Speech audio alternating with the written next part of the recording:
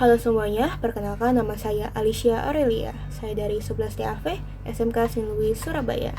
Jadi untuk hari ini saya ingin membahas tentang apa itu telinga, serta membahas lebih dalamnya lagi tentang anatomi telinga. First of all, kita akan membahas apa itu telinga. Jadi telinga itu merupakan organ vital pada tubuh yang memiliki fungsi ganda. Untuk fungsi pertamanya, yaitu sebagai indera pendengar yang menerima atau menangkap suara. Dan fungsi keduanya yaitu untuk menjaga keseimbangan tubuh. Bagaimana telinga dapat mendengar suara? Jadi, telinga dapat mendengar suara dengan mengubah gelombang suara yang ada di udara menjadi getaran mekanis, lalu mengubahnya lagi menjadi sinyal listrik yang dimengerti oleh otak. Dan bagaimana telinga dapat membantu kita dalam menjaga keseimbangan kita? Yaitu karena di dalam telinga kita ada organ yang berisi cairan yang bergerak saat kepala kita berpindah posisi. Gerakan cairan ini akan mengirim sinyal ke otak kita untuk mengatur keseimbangan otot tubuh agar kita tidak jatuh. Dan ini ada contoh anatomi telinga manusia. Karena kita sudah tahu nih apa itu telinga serta fungsinya, sekarang kita akan membahas lebih dalam lagi tentang anatomi telinga. Jadi untuk anatomi telinga ini, telinga itu dibagi menjadi tiga bagian. Yang pertama ada bagian luar, dalam, dan middle, tengah-tengah. Dan sekarang saya akan membahas tentang telinga bagian luar terlebih dahulu. Jadi untuk telinga bagian luar ini, itu tuh secara garis besar dibagi menjadi dua bagian. Yang pertama ada pinna, itu daun telinganya, dan kedua ada liang telinga sebagai saluran luar telinga. Jadi daun telinga ini yang kita sebut dengan pinna itu tuh merupakan struktur tulang rawan yang bertugas untuk menangkap suara. Dan untuk saluran luar telinga atau yang kita bisa bilang liang telinga merupakan saluran yang mengantarkan suara dari pinna menuju gendangnya telinga. Untuk daun telinga ini atau yang kita sebut dengan pinna itu tuh terdiri dari 4 bagian. Yang pertama ada tulang rawan, kartilago, habis itu ada kulit, habis itu ada jaringan lemak dan jaringan ikat, serta ada otot. Dan kombinasi keempat bahan tersebut itu membentuk tonjolan dan lengkukan yang memiliki fungsi spesifik yang berbeda-beda. Berdasarkan fungsinya, daun telinga ini itu dibagi menjadi 5 kelompok. Yang pertama itu sebagai pengarah suara awal yang terdiri dari helix dan scapa.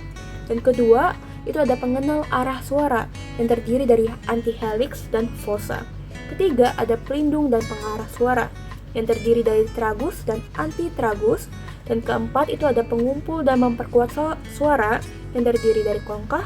Dan kelima ada pendukung jaringan telinga yang terdiri dari lobulus.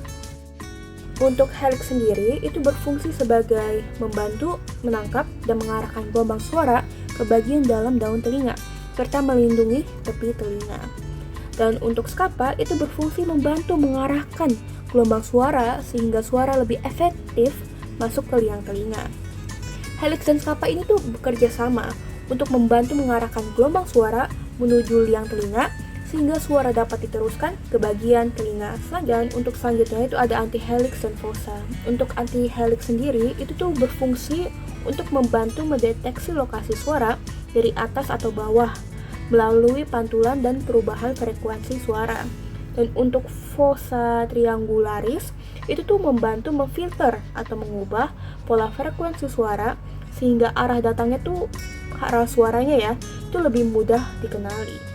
Dan antihelix dan fossa triangularis ini itu bekerja sama dalam membantu otak membedakan arah datangnya suara terutama dari atas dan bawah. Dan selanjutnya ada tragus dan antitragus. Dan untuk tragus sendiri itu tuh berfungsi untuk melindungi liang telinga dari debu dan benda asing serta membantu mengurangi suara dari depan.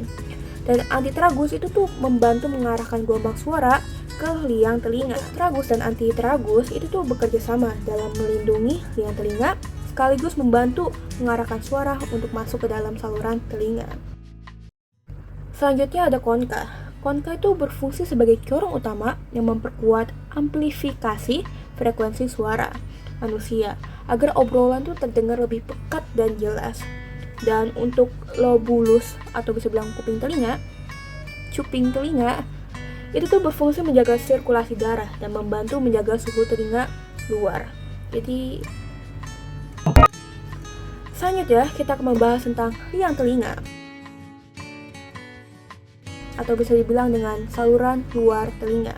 Dalam saluran luar telinga ini, yang pertama itu ada komponen struktural atau bisa dibilang dengan dinding saluran, dan kedua ada komponen proteksi, hanya di 1/3 bagian luarnya saja. Dan sekarang kita akan membahas tentang komponen struktural terlebih dahulu, atau bisa dibilang dengan dinding saluran. Dibagi menjadi 3 bagian besar. Yang pertama ada kartilago atau bisa dibilang dengan tulang rawan. Itu tuh menyusun 1/3 bagian luar saluran. Sifatnya lentur dan fleksibel. Selanjutnya ada tulang sejati yang menyusun 2/3 bagian dalam saluran. Itu terbentuk dari bagian tulang temporal tengkorak. Sifatnya keras dan kaku. Selanjutnya ada kulit yang pastinya melapisi seluruh bagian saluran. Kulit di bagian luar lebih tebal, yaitu melapisi seluruh bagian saluran.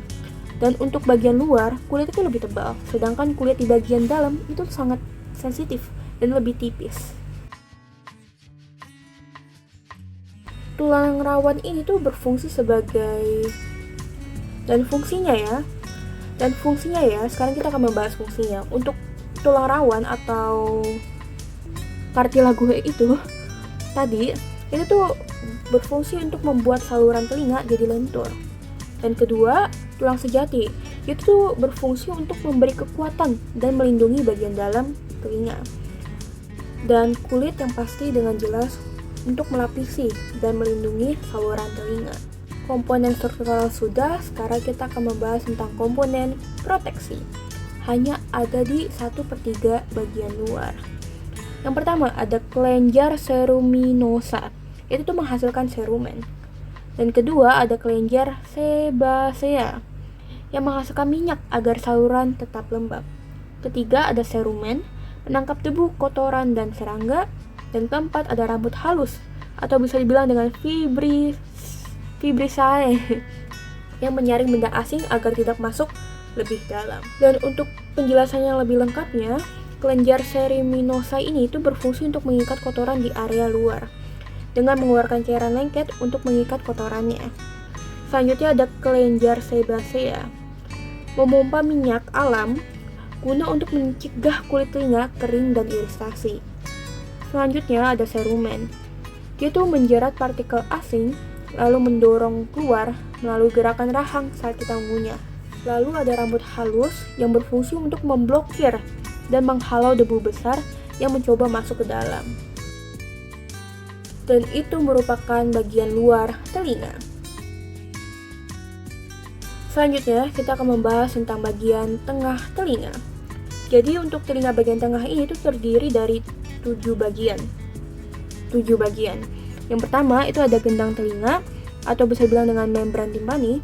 Kedua ada tulang martil atau yang kita bisa bilang dengan malleus. Ketiga ada tulang landasan atau yang kita bisa bilang dengan incus. Keempat ada tulang sanggurdi atau yang bisa kita bilang dengan stapes. Habis itu ada tuba eustachius, otot tensor timpani, dan otot stapedius. Dan sekarang kita akan membahas tentang fungsi-fungsi dari 7 bagian tersebut.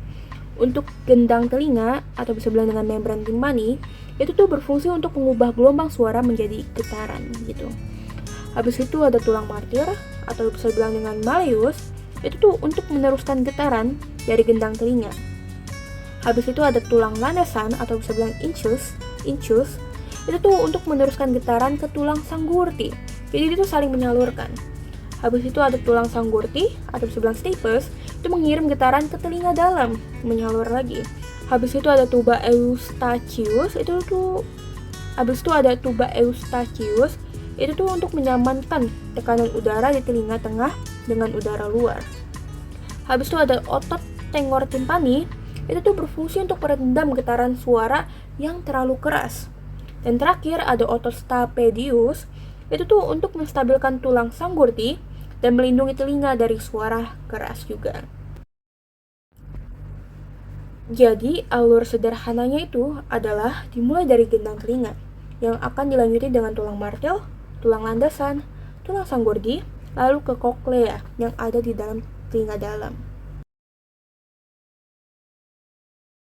Dan sekarang bagian yang terakhir, yaitu telinga bagian dalam. Secara garis besar, terdiri dari koklea, vestibulum, canalis sermicularis, habis itu ada saraf koklea, dan saraf vestibular. Dan mereka ini tuh memiliki fungsi untuk mengubah getaran suara menjadi sinyal saraf untuk diteruskan ke otak, serta untuk menjaga keseimbangan tubuh. Dan untuk setiap bagian tadi, kita akan membahas fungsinya sekarang. Untuk fungsi koklea itu tuh untuk mengubah getaran suara menjadi impuls saraf. Habis itu vestibulum itu tuh untuk mendeteksi posisi dan gerakan kepala. Habis itu ada canalis semicircularis untuk menjaga keseimbangan saat kepala bergerak. Habis itu ada saraf koklea untuk mengirim sinyal pendengaran ke otak. Habis itu ada saraf vestibular untuk mengirim informasi keseimbangan ke otak. Jadi itu penjelasan tentang anatomi telinga dari bagian luar, tengah, dan dalam. Dan sekarang kita akan membahas kesimpulan dari setiap bagian-bagian tersebut. Yang pertama, ada telinga luar yang berfungsi untuk menangkap dan mengarahkan gelombang suara ke gendang telinga yang terdiri dari daun telinga dan liang telinga. Selanjutnya, ada telinga bagian tengah.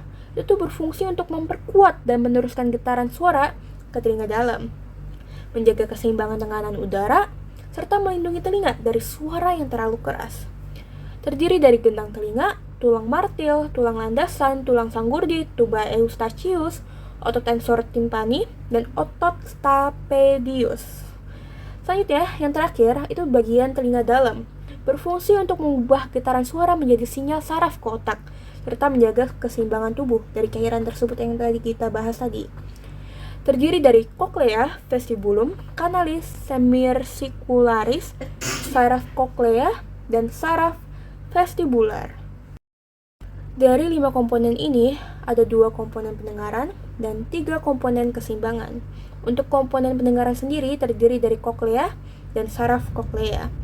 Untuk keseimbangan itu terdiri dari vestibulum, canalis semicircularis, dan saraf vestibular.